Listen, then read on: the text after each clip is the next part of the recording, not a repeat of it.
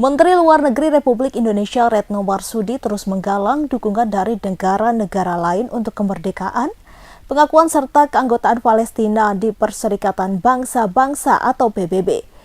Dalam kunjungannya di Oslo, Norwegia pada Rabu 12 Juni 2024, Retno melakukan pertemuan bilateral dengan beberapa pemimpin negara dunia. Pada setiap pertemuan, isu yang selalu dibahas adalah isu Myanmar, Afghanistan, serta Palestina. Pada pertemuan bilateral dengan Perdana Menteri Norwegia, Retno membahas isu Palestina dan bagaimana kerjasama untuk menggalang dukungan agar lebih banyak negara mengakui Palestina. Kemudian, pada beberapa pertemuan lainnya seperti dengan utusan khusus Uni Eropa, utusan khusus Amerika Serikat untuk Afghanistan, utusan khusus Inggris hingga Komisioner Tinggi HAM PBB, ada harapan besar resolusi Dewan Keamanan PBB yang diinisiasi Presiden Amerika Serikat Joe Biden soal gencatan senjata 3 fase bisa dijalankan.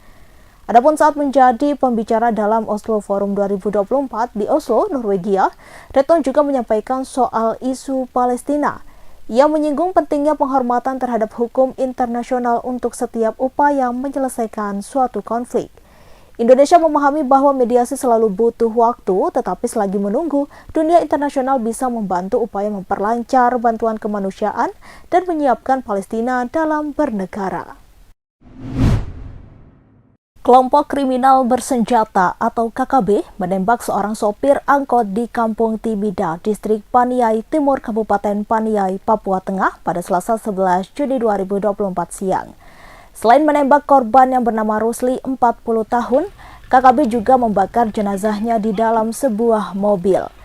Kepala Operasi Damai Kartens 2024 Kombes Faizal Ramadhani menuturkan, kelompok yang menembak Rusli adalah KKB pimpinan Undinus Kogoya. Lantas, bagaimana kronologi kejadian tersebut? Kronologi sopir angkot ditembak KKB dilansir dari Antara. Kepala Satgas Humas Damai Kartens AKBP Bayu Suseno menuturkan, Rusli bekerja sebagai sopir angkutan umum rute Enarol Tali Paniai ke Nabire, Papua Tengah.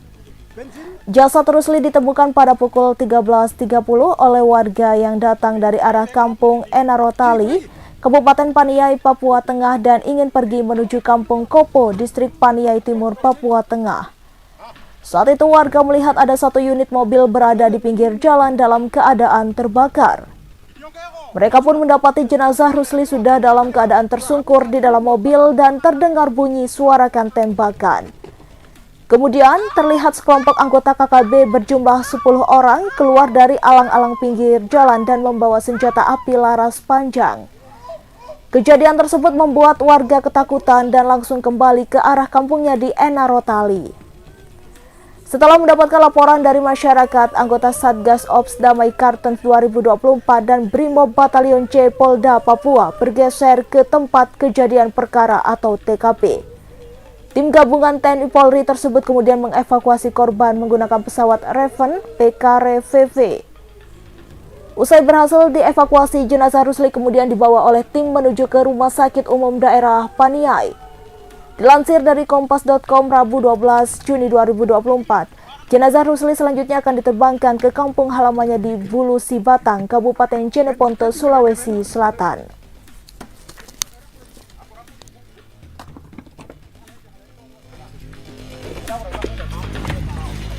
Lapor ke di.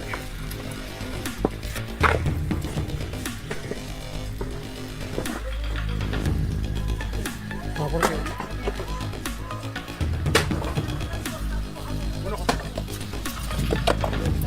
Bensin. Korega be ka rompi di. Ji koregi.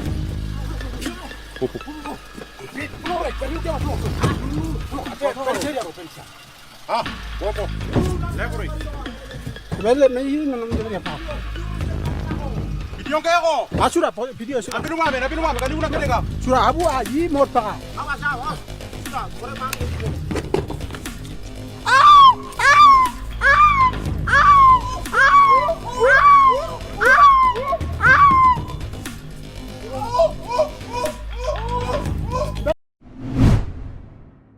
Keluarga Rusli, 40 tahun, warga yang menjadi korban penembakan dan pembakaran oleh kelompok kriminal bersenjata Papua, mengeluh lantaran harus membayar puluhan juta rupiah hanya untuk memulangkan jenazah korban. Mereka kaget lantaran proses pemulangan jenazah disebutkan akan mendapatkan bantuan dari pemerintah pada Jumat 14 Juni 2024. Rusli, sopir angkot yang menjadi korban penembakan dan pembakaran oleh KKB di Kabupaten Paniai, Papua Tengah, kini telah dimakamkan di kampung halamannya Dusun Aluloe, Desa Bulusi Batang, Kecamatan Bonto Ramba, Kabupaten Jeneponto, Sulawesi Selatan. Ia meninggalkan istri dan 2 orang anak. Selain harus menanggung kesedihan yang mendalam, keluarga korban juga harus membayar uang sebesar 58 juta rupiah untuk memulangkan jenazah ke kampung halaman. Uang tersebut disebut sebagai biaya pengiriman jenazah saat berada di bandara. Akibatnya, proses pemulangan jenazah korban sempat tertunda lantaran pihak keluarga harus patungan hingga berhasil mengumpulkan uang puluhan juta tersebut. Pihak keluarga awalnya kaget saat dimintai biaya pengiriman jenazah korban lantaran peristiwa yang dialami oleh korban merupakan kejadian luar biasa. Rusli sendiri selama hidupnya dikenal sebagai sosok pendiam dan kerap berbagi kepada orang yang dikenalnya. Pekerjaannya sebagai sopir angkot di Kabupaten Gua, Sulawesi Selatan tak mencukupi kebutuhan hidup istri dan 2 anaknya hingga memutuskan mengadu nasib di Kabupaten Paniai, Papua Tengah sebulan yang lalu. Namun nyawanya harus berakhir di tangan KKB Papua. Rusli menjadi korban penembakan oleh KKB pada Selasa 11 Juni 2024 di Kabupaten Paniai, Papua Tengah. Presiden Palestina Mahmud Abbas memuji pidato Menteri Pertahanan Republik Indonesia Prabowo Subianto selama KTT Gaza awal pekan ini. Menurutnya, apa yang disampaikan Prabowo langsung ke poin utama permasalahan. Pujian itu disampaikan Abbas di sela-sela KTT di Yordania pada Selasa 11 Juni 2024. Dengan wajah sumringah, ia menyebut Prabowo sebagai saudara. Abbas pun menyampaikan terima kasih atas dukungan Indonesia terhadap Palestina. Sebelumnya, Prabowo menegaskan bahwa Indonesia siap memberi lebih banyak bantuan kepada Palestina jika diperlukan.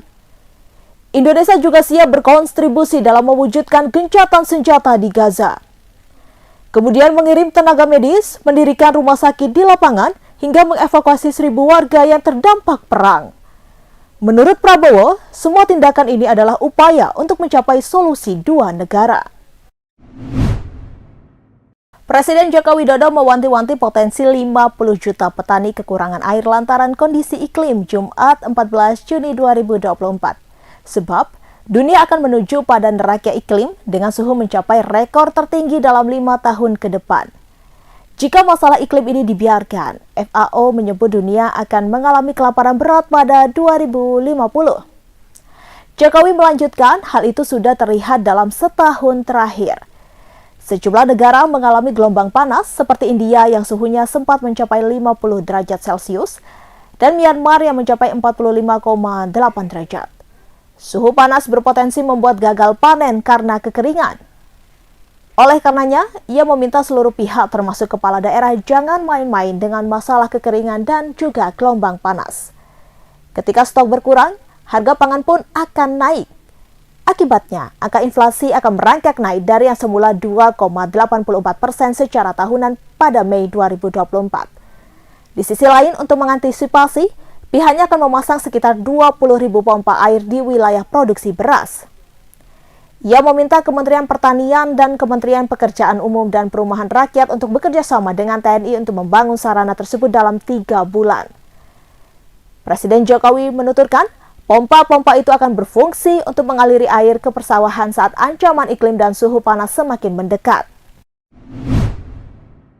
Kementerian Agama Republik Indonesia atau Kemenak RI menetapkan 1 Zulhijjah 1445 Hijriah jatuh pada Sabtu 8 Juni 2024. Dikutip dari Kompas.com, Jumat 7 Juni 2024, dengan adanya keputusan tersebut, Hari Raya Idul Adha 10 Zulhijjah 1445 Hijriah akan jatuh pada Senin 17 Juni 2024.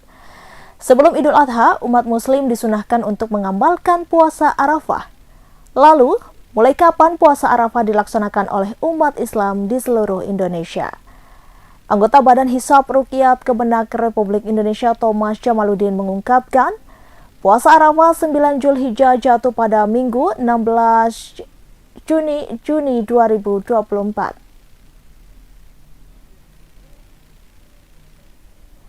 Hari dilakukannya puasa Arafah antara Arab Saudi dan Indonesia akan berbeda.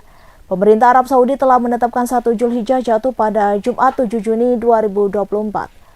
Oleh karena itu, di Arab Saudi maka hari Arafah yang menjadi pelaksanaan puasa Arafah akan dilaksanakan pada Sabtu 15 Juni 2024. Meskipun ada perbedaan penetapan 1 Zulhijjah antara pemerintah Indonesia dan Arab Saudi, hal tersebut tidak menjadi penghalang umat Muslim melakukan ibadah. Thomas mengatakan perbedaan tersebut tidak menjadi penghalang umat Islam untuk melaksanakan ibadah. Download Tribun X sekarang, menghadirkan lokal menjadi Indonesia.